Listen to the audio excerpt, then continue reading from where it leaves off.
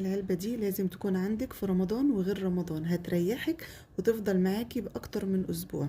أول حاجة كده أنا بجيب الخضرة بنقي منها أي حاجة، ورقة صفرة بقى ورقة ناشفة، نقيها كده وخليها زي الفل.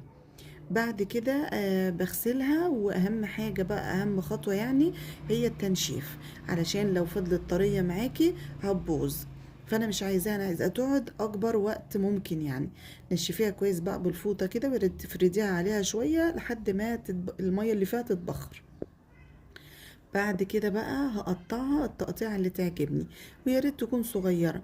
انا بحب احط الكزبرة مع البقدونس، اما الشبت بخليه في علبة لوحده.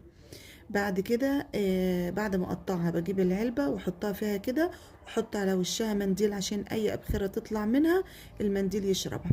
هتفضل معاكي بالاسبوع واكتر من اسبوع، بدل ما كل شوية تجيبي وتغسلي وتنضفي، هتريحي.